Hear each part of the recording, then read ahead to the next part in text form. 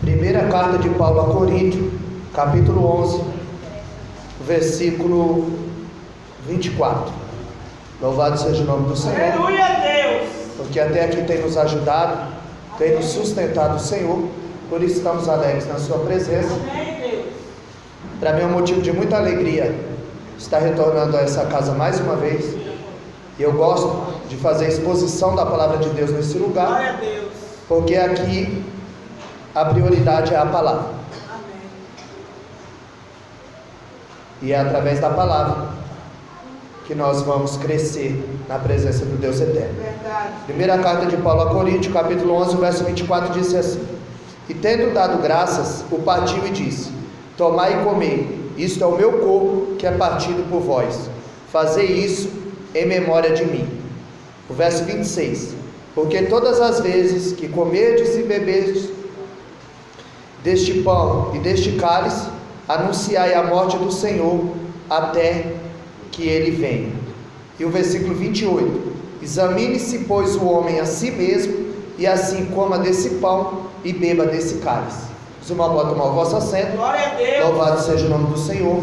Amém! Culto de Santa Ceia, aonde nós relembramos a morte e a ressurreição do nosso Senhor e Salvador Jesus Cristo.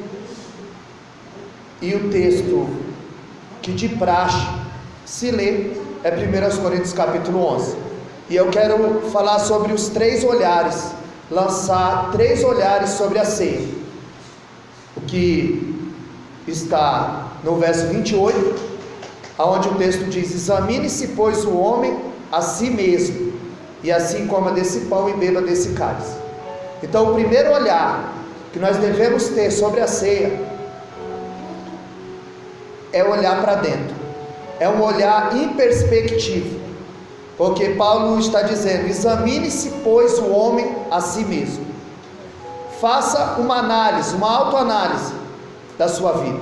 Então, o primeiro olhar é o olhar introspectivo, é o olhar para dentro, é examinar a si mesmo. O segundo olhar está no verso 24, onde Jesus diz: Fazei isso em memória de mim. É olhar para trás. Então, o segundo olhar sobre a ceia é olhar para trás, é fazer uma retrospectiva.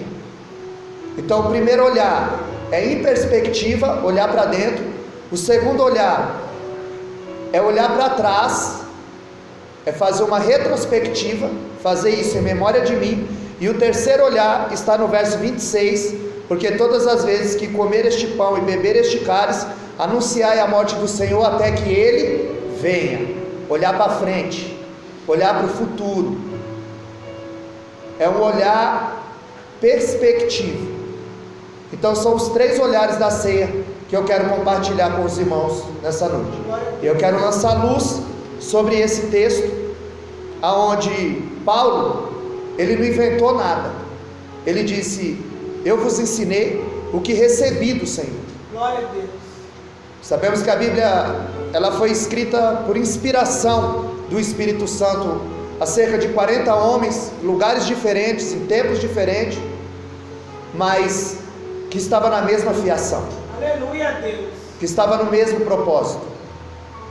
E nós sabemos que Paulo, ele não inventa nada. Ele diz: aquilo que eu recebi, eu vos ensinei.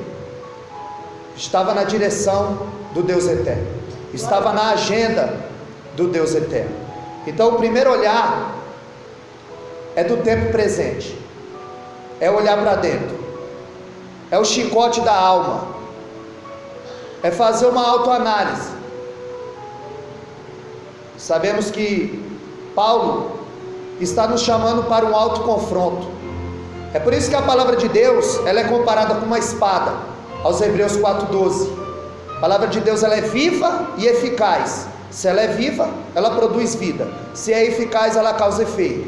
Então a palavra de Deus, ela é viva e eficaz. Ela é mais penetrante que espada alguma de dois gumes. Ela é apta para dividir a junta da medula e a alma do espírito. Aleluia, Deus! E saber a intenção do nosso coração. Então, onde o bisturi do médico não chega, essa palavra chega. Glória a Deus. Aonde eu e você não podemos ir, essa palavra vai. Aleluia, Jesus. E Ele está nos chamando para um autoconfronto. Quando nós vemos Tiago capítulo 1, no verso 23, nós vemos que ele compara a palavra com o espelho. Jesus comparava a palavra com a semente. O semeador saiu a semear, e a semente era a palavra. Tiago, ele compara a palavra com o espelho. Porque qual é a função do espelho? Autoanálise. E o escritor aos Hebreus, ele compara a palavra com a espada. Não é com o travesseiro. Porque é um confronto. A palavra, ela nos confronta.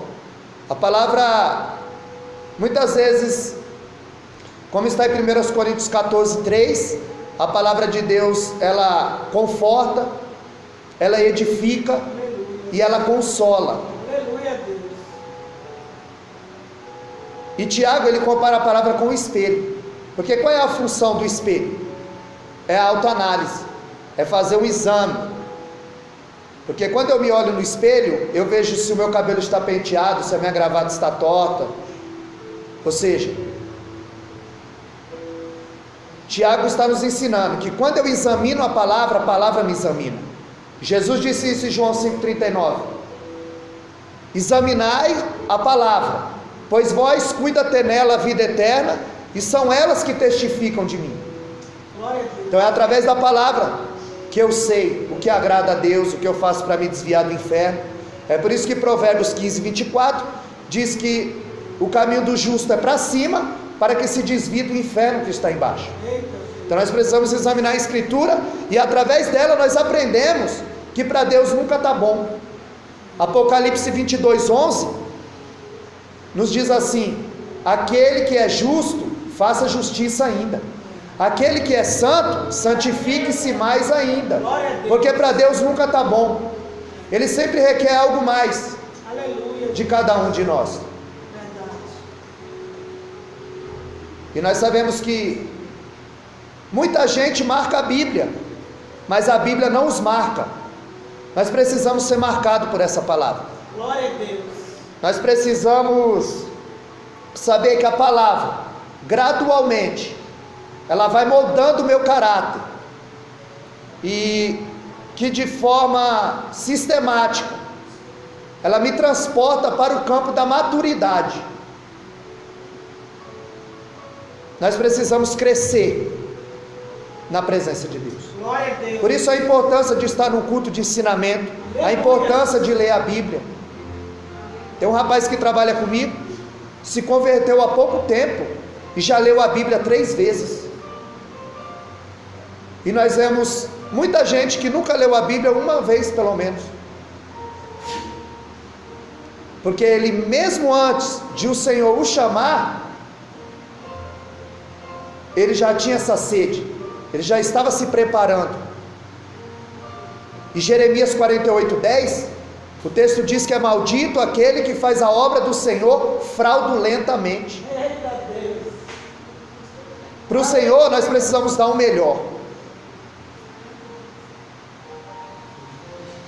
Sabemos que a palavra, ela nos leva ao sucesso em todo segmento da vida. Então, quando nós analisamos a vida de Isaías no capítulo 6, de forma aprofundada, nós percebemos que do capítulo 1 ao capítulo 5, Isaías só acusava e só olhava para a vida dos outros, e ele dizia: ai dos que bebem, ai dos que dormem, ai dos que correm, ai dos que isso, ai dos que aquilo.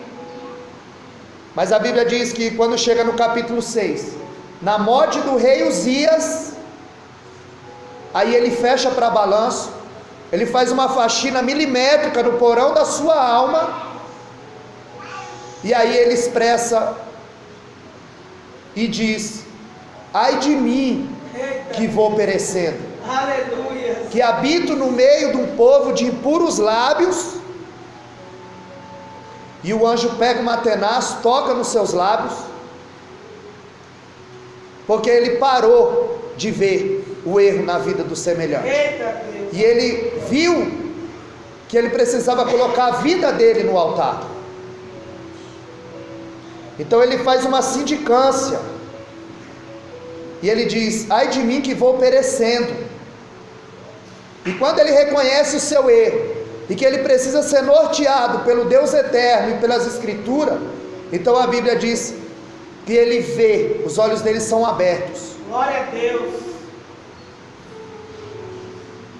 E ele ouve, os ouvidos dele são abertos. E ele diz: e agora, quem há de ir por nós? Aleluia, Deus. E ele disse: eis-me aqui, Oh, glória. envia-me a mim. Aleluia, Jesus. Porque ele fez uma autoanálise. Ele viu um alto e sublime trono. Os olhos dele foram abertos quando ele fez uma faxina no porão da sua alma, quando ele percebeu que precisava pôr a sua vida no altar, quando ele reconhece o seu estado de perdido, porque tem muita gente cantando em frente ao espelho: quão grande és tu, quão grande és tu, ao invés de estar cantando em frente ao espelho: sou pequeno demais, me dá a sua paz. Meu Deus. Mas tem muita gente cantando em frente ao espelho: quão grande és tu, aonde precisava na verdade cantar: sou pequeno demais, me dá a sua paz. Aleluia, Deus. Aquela paz que excede todo o entendimento. Como a igreja de Laodiceia, ela olhava no espelho e dizia: eu sou rica. Jesus dizia: tu és pobre. Ela se achava uma igreja rica e abastada, mas estava pobre espiritualmente. E Jesus disse: vocês precisam comprar ouro depurado no fogo por mim, para que te enriqueça. Ali havia um centro oftalmológico, e fazia ali os melhores colírios. E ele disse: vocês precisam pingar nos olhos, é colírio do céu, para que abra os olhos e vocês enxerguem. Glória a Deus. Ali havia um grande centro, aonde fazia tecido, roupa, e ele disse: um grande polo têxtil. E Jesus disse: eu vou te dar veste, para que não apareça a nudez da tua vergonha. Então aquela igreja, ela se achava rica e abastada, e dizia: Jesus, tu és pobre. A igreja de Sardes, ela dizia: eu estou viva. E Jesus dizia: tu está morta. A igreja de Éfeso dizia: eu tenho obras. Jesus dizia: mas não tem amor. Meu Deus. Apocalipse 2,4.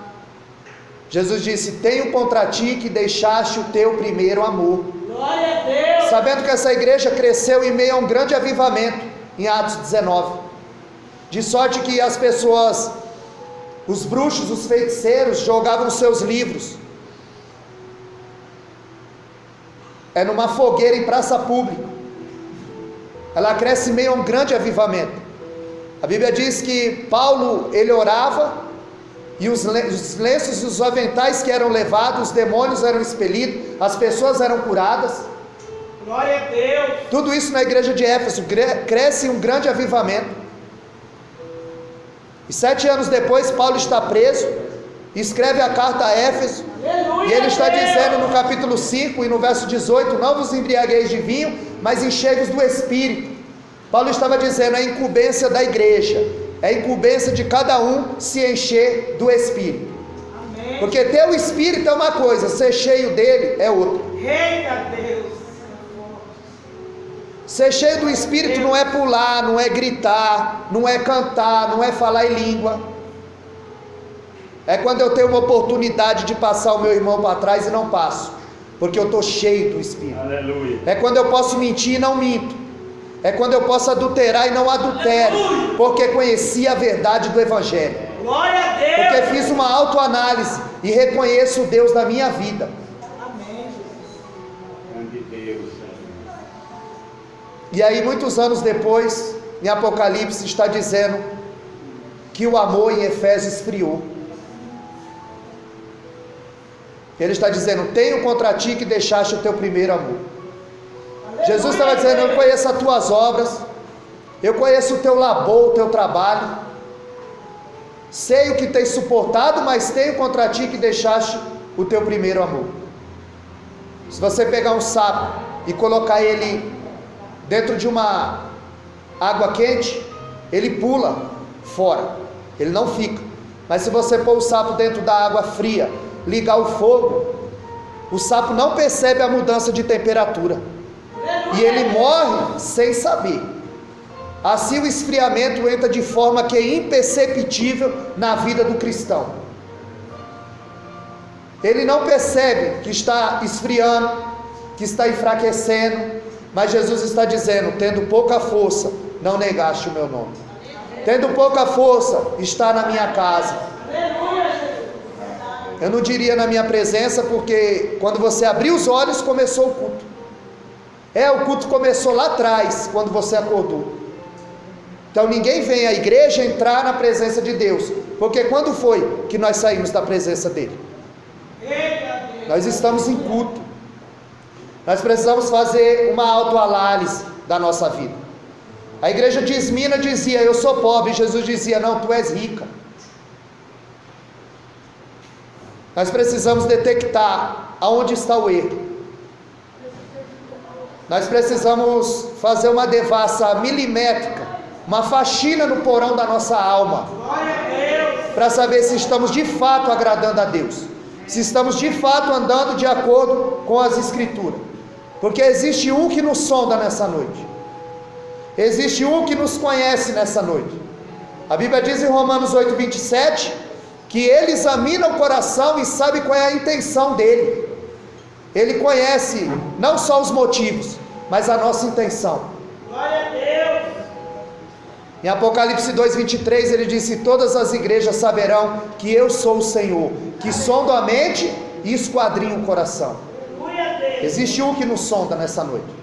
Amém. A psicologia, ela diz que quando falamos, tem mais 10 palavras já no gatilho. É por isso que no Salmo 139, verso 4, diz que antes da palavra chegar à minha língua, o Senhor tudo conhece. Precisamos fazer um exame na nossa vida. Esse é o primeiro olhar sobre a ceia. O olhar em perspectiva, o olhar para dentro, o exame, o autoanálise. Quando Isaías parou de ver a vida do seu semelhante, ele viu a enormidade do seu pecado. E Deus o chamou, e ele foi chamado profeta messiânico, o homem que mais falou da vinda do Messias. O seu livro é uma pequena Bíblia, também tem 66 capítulos. A exemplo do Velho Testamento, só juízo. E do Novo Testamento ele só fala da vinda de Cristo.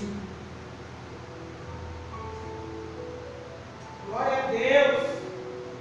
Nós sabemos que o segundo olhar, a qual nós lemos aqui, está no verso 24: fazer isso em memória de mim. Olhar para trás, olhar para o sacrifício. Quando Paulo, que não inventou nada, ele disse: o que eu vos ensinei foi o que eu recebi do Senhor. E quando ele diz: fazer isso em memória de mim, ele está dizendo: quando eu quero entender sobre amor, eu não vou ao dicionário, eu me volto para o Calvário. Aleluia. E começo a entender o que é amor. Quando eu quero entender o que é perdão, eu olho para o Calvário e começo a entender o que é perdão. Glória a Deus. Conforme Romanos 5:8, ele morreu por nós. Deus prova o seu amor para conosco, em que Cristo morreu por nós, sendo nós ainda pecadores. A iniciativa foi dele. 1 de João 4,19, nós o amamos porque ele nos amou primeiro. A iniciativa foi dele. E 2 Coríntios 8,9, o texto diz que ele, sendo rico, se fez pobre. para que por meio dele nós enriquecêssemos. Tamanho foi o sacrifício. Segundo aos Coríntios 5:21, o texto diz que aquele que não conheceu o pecado, se fez pecado por nós. Na sua boca não se achou uma mentira. E Paulo está dizendo, fazer isso em memória dele. Jesus dizendo, em memória de mim. Ele está dizendo, olha para trás e vê o tamanho da humildade do seu Deus. Porque em Ezequiel 28, enquanto o adversário da minha e da tua alma dizia, eu subirei e serei semelhante ao Altíssimo, Deus estava dizendo, eu descerei e serei semelhante aos homens. Glória a Deus. Tamanho contraste. O adversário se exalta, Jesus se humilha. E foi achado na forma de homem. E humilhou-se até a morte e morte de cruz. A qual Deus lhe deu um nome que está sobre todo nome, a qual se dobre todo joelho, que está no céu, na terra e debaixo da terra, para que o nome dele seja glorificado. Candaragassúbia. Alabá, suidei, calaba, xeriandarábia. Porque só ele é digno de toda adoração. Aleluia, nessa noite. Glória a Deus. E o engraçado é que quando um ente querido morre, nós procuramos esquecer. Jesus estava dizendo, não, vocês devem lembrar. E todo mês nós lembramos o sacrifício que Jesus fez por mim e por você.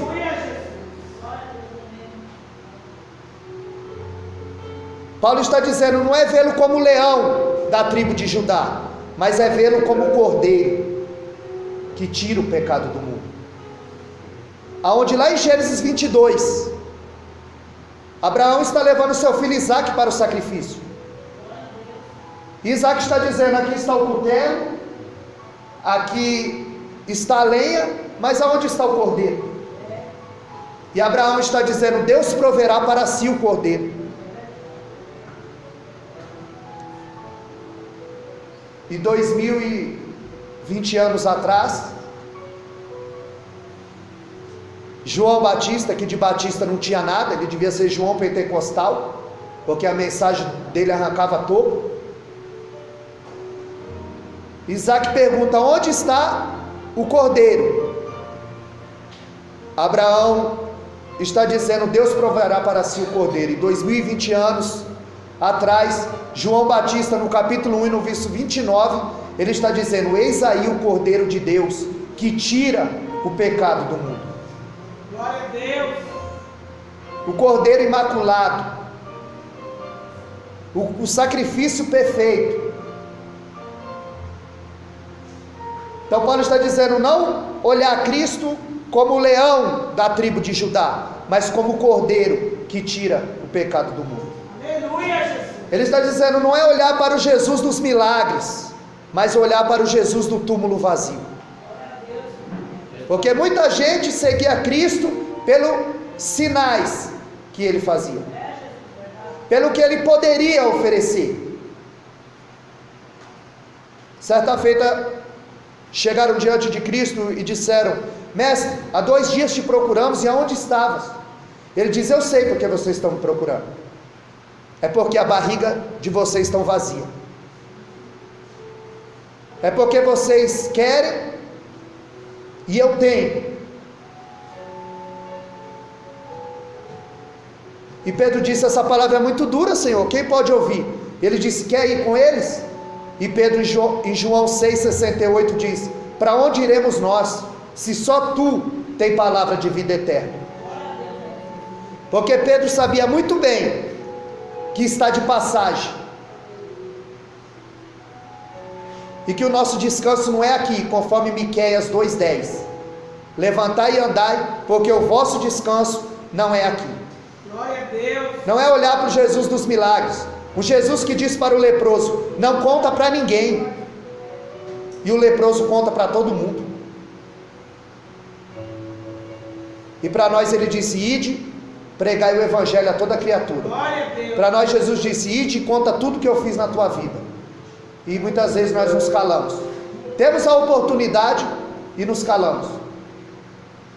E para o leproso Jesus disse: não conta para ninguém. E quando o leproso sai dali, ele conta para todo mundo. Por que Jesus disse para ele não contar para ninguém? Porque Jesus, ele não veio fazer uma cruzada de milagre, ele veio fazer uma cruzada evangelística. Glória a Deus. Ele veio mostrar quem é o Pai. Porque no Velho Testamento ninguém chamava Deus de Pai. Mas quando vem Jesus, ele diz: quando orar, orareis assim: Pai nosso que está no céu. Ele disse em João 14,6: eu sou o caminho, a verdade e a vida, e ninguém vem ao Pai. Jesus veio mostrar quem era o Pai. E após ele celebrar a ceia, ele tinha um problema que eu e você não temos, de ver o futuro. E ele estava angustiado. Ele chama os 12 e diz: vamos orar comigo? Você acha que é privilégio seu quando você diz: pastor, ora por mim, irmã, intercede por mim? Jesus chama os 12, diz que a sua alma está angustiada até a morte e os chama para orar. Mas ele chama os 3, os mais íntimos, e para eles ele conta: a minha alma está angustiada até a morte. Você consegue ouvir isso da boca do seu Deus? Tem dia que nós acordamos com a fé lá em cima, tem dia que nós acordamos com a fé lá embaixo. Mas nós temos que seguir, nós temos que crer. Louvado seja o nome do Senhor. Aleluia. É lindo falar que ele andou sobre as águas, ele multiplicou, ele curou, ele transcendeu a morte, ele chamou o morto para a vida. Mas que beleza tem no nosso Deus sentido pavor no Getsemane. Getsemane, que significa local da prensa, onde Jesus foi prensado, moído pelos nossos pecados, para que hoje nós tivéssemos acesso ao trono do Pai. Aleluia a Deus. Obrigado, Jesus. Ele chorou para que nós sorríssemos. Glória a Deus. Ele sentiu dor para que a nossa fosse aliviada. O seu lado humano não está aguentando. Ele está dizendo: se possível, passa de mim esse cálice. Me priva. Os anjos estão calados. Os demônios estão, se ele não for até o fim, não tem salvação. Ele está angustiado até a morte. Mas logo o seu lado divino se sobrepõe. E ele diz: todavia, seja feita não a minha, mas a tua vontade. Glória a Deus.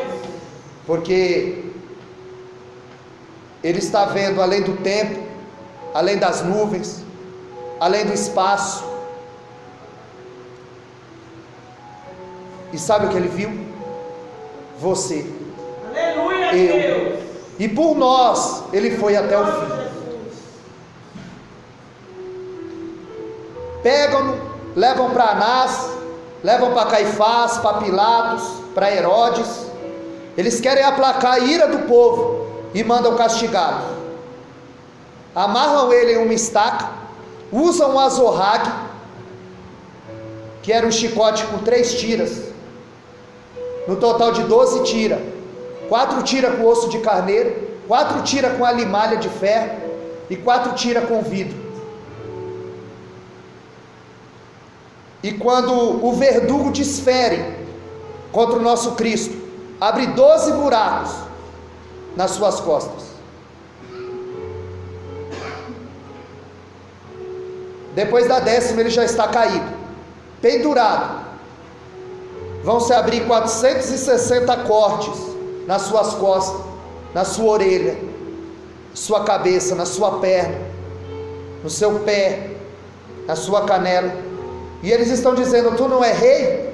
Profetiza quem te bateu. Tu não és o rei? Eis aí a tua coroa. E coloca uma coroa de espinho no nosso mestre, com os espinhos do tamanho de um dedo. Batem com um caniço na sua cabeça e ficam na cabeça do nosso mestre.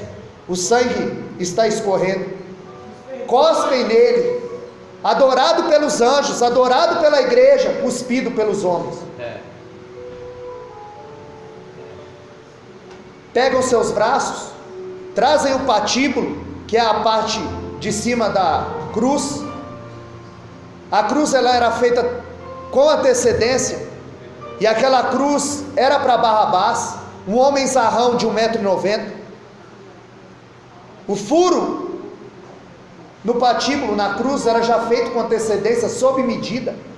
Então a primeira mão encaixa, mas a segunda, o salmista diz: esticar o nosso mestre, porque aquela cruz não era dele, aquela cruz era minha, aquela cruz era sua, aquela cruz era nossa, aquela cruz era vossa, porque dele sempre foi a honra, dele sempre foi a glória, sempre dele foi o poder, para todo sempre. Pregam os pés, ele se contorce de dor, e o pé não era pregado como se pinta por aí, era pregado no tornozelo, por trás, de lado na cruz.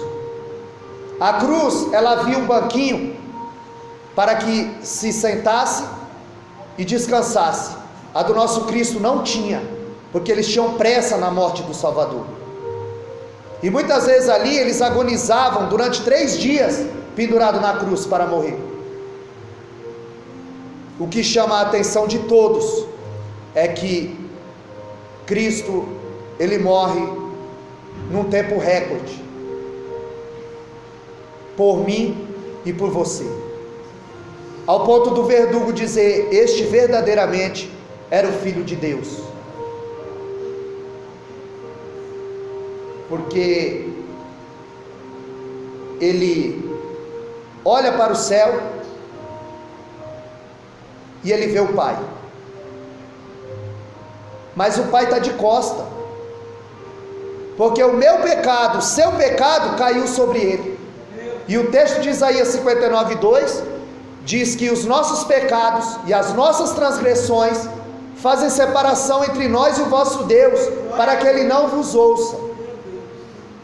E quando ele diz: passa de mim esse cálice, ele está a ponto de sentir aquilo que o mais vil pecador sente. É quando a ira de Deus vai transbordar esse cálice, e ele está dizendo: se possível, passa de mim esse cálice. Pela primeira vez ele vai se ver separado do Pai, por causa do meu pecado, por causa do seu pecado, por causa do pecado da humanidade. Ele vai dar um sorriso e o Pai vira de costa, porque o Pai não aguenta mais ver o filho sofrer. Meu Deus.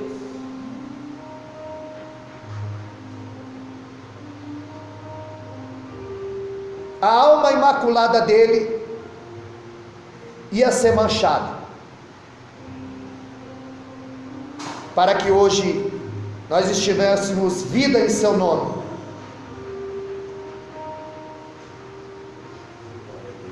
E a morte não está conseguindo levar. Então Jesus vai dizer: eu vou te dar uma ajuda, morte. Pai, nas tuas mãos eu entrego o meu espírito. Então não foi a indiferença de Pilatos, não foi a inveja do sacerdote, não foi a traição de Judas, foi o Pai por amor. Ele prova o seu amor para conosco, em que Cristo morreu ao seu tempo por nós, sendo nós ainda pecadores. Romanos 5:8. Ele materializa o amor. João 3,16, o textuário da Bíblia: Deus amou o mundo de tal maneira que deu o seu único Filho, para que todo aquele que nele crê não pereça, mas tenha a casa própria, o carro próprio, não tenha mais doença, não tenha mais problemas, não, para que tenha vida eterna. A maior promessa que ele nos fez, 1 de João 2,25, essa é a promessa que ele nos fez, a vida eterna. Vida e vida em abundância, viver a vida na sua plenitude.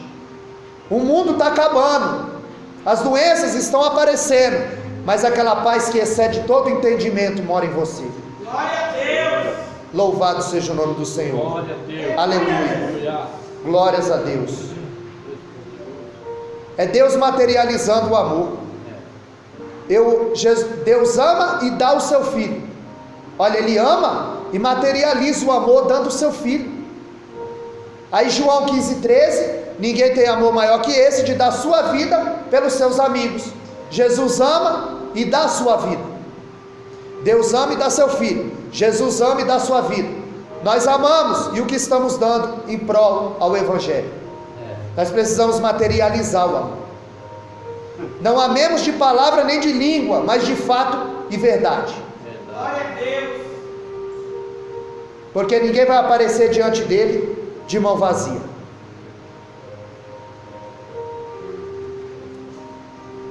Então, o primeiro olhar para dentro. O homem examine-se a si mesmo. Faz uma faxina milimétrica no porão da alma, detecta o erro e vê se está andando em conformidade à vontade do Deus eterno, o dono do céu. Primeiro olhar para dentro, em perspectiva. Segundo olhar, fazer isso em memória de mim, olhar para trás. Fazer uma retrospectiva. Olhar para o sacrifício, por tudo que ele fez por mim e por você. Porque tudo que ele tinha para nos dar, ele já nos deu, o seu filho.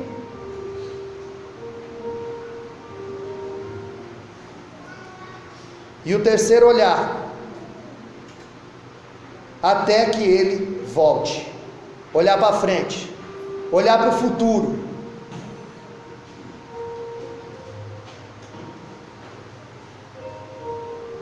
Paulo, nesse texto, ele está nos exortando: fica firme até que ele volte. É por isso que em Mateus 24:13, Jesus disse que aquele que perseverar até o fim será salvo. Porque Jesus sabia muito bem que no transcorrer da sua vida cristã, muita gente se perde no meio do caminho. É o caso de Judas. Começou bem, mas terminou mal. Judas nunca chamou Jesus de Senhor, só o chamava de mestre, porque Judas o tinha como um mestre, não como seu Senhor. Judas começou bem, andando com o mestre, escolhido como discípulo, mas terminou mal. Ao contrapasso que Pedro começou mal, mas terminou bem. Olha quem é Pedro antes do Pentecoste e olha quem é Pedro depois do Pentecoste. O primeiro sermão de Pedro, 5.000 almas. Glória a Deus. Em Atos 5,15, a Bíblia diz que quando Pedro passava, eles colocavam os enfermos e endemoniados, ao menos a sua sombra passasse. Olha quem é Pedro. Quando você lê a escolha dos discípulos em todos os evangelhos, Pedro é o primeiro. E olha quem é o último: Judas. Olha quem é Judas. Começou bem, mas terminou mal. Nós precisamos começar bem e terminar bem. Glória a Deus. O importante é como nós vamos terminar. Jesus não quer saber como você começou, de onde você veio. Jesus quer saber como você vai terminar a sua caminhada. É por isso que ele diz: aquele que perseverar até o fim. Sansão começou bem, mas no final da sua vida ele dizia: uma mulher dessa vai me derrubar? Eu sou um homem de Deus, e brinca com o pecado. Começou bem, mas terminou mal. O texto diz que ele matou mais na sua morte do que na sua vida. Nós precisamos viver vencendo. Sansão precisou morrer para vencer. Começou bem, terminou mal. Salomão, o homem mais sábio da Bíblia, começou bem, mas termina adorando ídolos, com as suas mulheres que trouxe para o palácio. Nós estamos discutindo se foi salvo ou não, porque isso pertence a Deus. Mas Salomão é alguém que termina mal. Em contraponto, nós temos alguém que começou mal e terminou bem. É o caso de Paulo. Começou mal, perseguia crente, prendia crente, escrevia carta para prender crente, mas termina escrevendo carta para edificar crente, para salvar crente, para instruir crente. Zaqueu começou mal, mas terminou bem. Jesus disse: a salvação chegou a essa casa porque este também é filho de Abraão. Zaqueu levou Jesus para casa. O ladrão da cruz começou mal, terminou bem. Paulo chega ao ponto de dizer que acabou a carreira e guardou a fé. Paulo tinha convicção da sua vida. Como está 2 Timóteo 4,8. Eu combati o bom combate, verso 7. Combati o bom combate, acabei a carreira e guardei a fé. E no verso 8 ele diz: desde agora está me preparada a coroa, a qual o Senhor, justo juiz, me dará naquele dia, não só a mim, mas a todos quanto amarem a sua vida. E o texto está dizendo: até que ele volte. Então Paulo batia no peito e dizia: eu combati o bom combate, acabei a carreira e guardei a fé. Após 30 anos, Paulo vai fechar as cortinas do seu ministério e vai deixar um legado para Timóteo. Ele é capaz de olhar sem arrependimento para trás e dizer: eu estive preso, mas a palavra de Deus está livre. Ele se auto-intitulou embaixador em cadeias, mas a palavra sempre esteve livre, conforme Efésios 6 e o verso 20. Amém. Embaixador em cadeias. Em Filipenses 1,12, Paulo chega ao ponto de dizer: as coisas que me aconteceram contribuíram para as boas coisas do Evangelho. E se ele estivesse aqui, nós diríamos: Paulo, que coisa foi essa que contribuiu para o bem do Evangelho? Casa, carro, chave, receba. E ele diria: não, irmãos, eu estive preso, mas a palavra esteve livre. Ele diria: eu fui perseguido em Damasco, eu fui rejeitado em Jerusalém, eu fui esquecido em Tarso, eu fui apedrejado em Listra, eu fui açoitado e preso em Filipe, eu fui escorraçado em Tessalônica, eu fui enxotado em Bereia, eu fui chamado de tagarela em Atenas, eu fui chamado de impostor em Corinto, eu enfrentei feras em Éfeso, eu fui acusado em Cesareia, eu fui picado por uma cobra em Malta, eu cheguei preso e algemado em Roma, mas eu coloquei os óculos da provisão divina, e tudo isso contribuiu para o bem do Evangelho, para o crescimento do Evangelho. Deixando as coisas que para trás ficam, eu prossigo para o alvo. Paulo tinha um alvo, nós precisamos ter um alvo, irmão, porque Deus sempre prepara alguém para nos mostrar o caminho, para apontar a direção. Verdade, Deus. É por isso que Josué tinha um Moisés, Eliseu tinha um Elias, Paulo tinha um Gamaliel, Timóteo tinha um Paulo, e nós temos Cristo, nós temos a Escritura, nós temos homens preparados, instruídos, escolhidos por Deus para nos mostrar o caminho. Verdade. O qual nós devemos trilhar. Nós vemos que Paulo, o homem que estava no corredor da morte, ele diz: traz a capa, traz João Marcos e traz os livros. Ele precisa de provisão para a alma, ele precisa de provisão para o corpo e provisão para a mente. Ele está no corredor da morte, a sentença já estava lavrada, a sua cabeça ia rolar na guilhotina, e ele dizia: eu não sou prisioneiro de Nero, eu sou prisioneiro de Cristo. Glória a Deus. Eu não vou morrer, eu estou sendo oferecido como sacrifício vivo. Eu vou encontrar com meu Deus, eu vou atravessar as águas, eu vou levantar acampamento em outro lugar. Paulo, no corredor da morte, ele está dizendo: traz a capa, provisão para o corpo. O velho sente muito frio. Ele está dizendo: traz João Marcos, provisão para a alma, porque nós precisamos de amigo. E ele está dizendo: traz os livros, provisão para a mente. O camarada está no corredor da morte e está querendo ler, está querendo aprender. E muita gente passa a vida e não lê nada, não aprende nada, não cresce nada. E Paulo está dizendo: olha para o futuro, olha para frente, porque Paulo, que ajudou tanta gente, que estendeu a mão a tanta gente, no fim da sua vida, ele está dizendo que foi abandonado, que Demas amou o presente século e foi embora da igreja. Amou o presente século, amou o mundo, foi embora da igreja.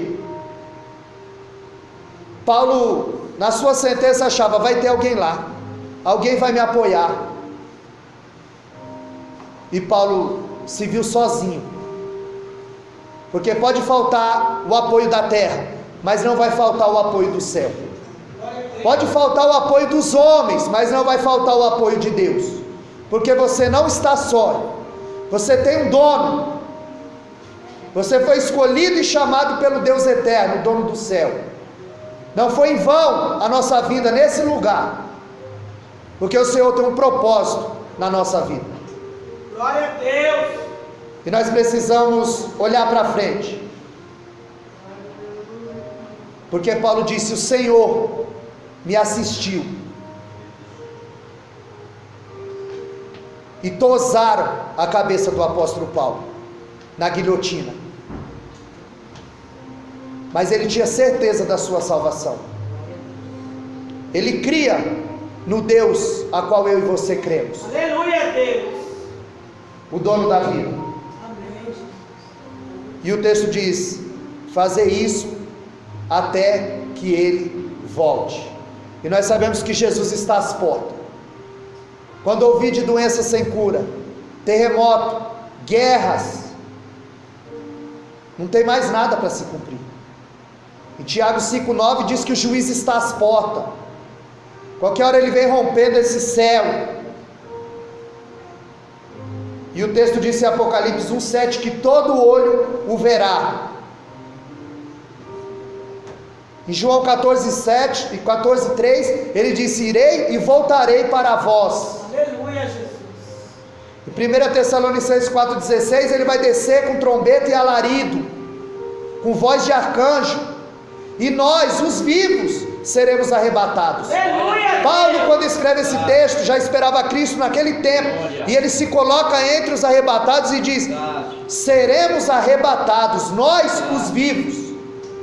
E não falta nada para Jesus voltar. Em Joel 2,1 o texto diz: perturbai os moradores da terra, porque o Senhor está às portas. Em Mateus 24,36 ninguém sabe a hora e nem o lugar em que o Filho do Homem há de vir sobre a terra. Vigiai e orai, porque o Senhor já está às portas. Então que nós venhamos participar do corpo e do sangue de Cristo nessa noite. Amém, Jesus. E aprender os 3 olhares sobre a ceia: olhar para dentro, olhar para trás e olhar para frente, porque o Senhor, Ele tem muito mais do que nós pensamos ou pedimos nessa noite. Assim eu agradeço a oportunidade, as palmas logo para nós.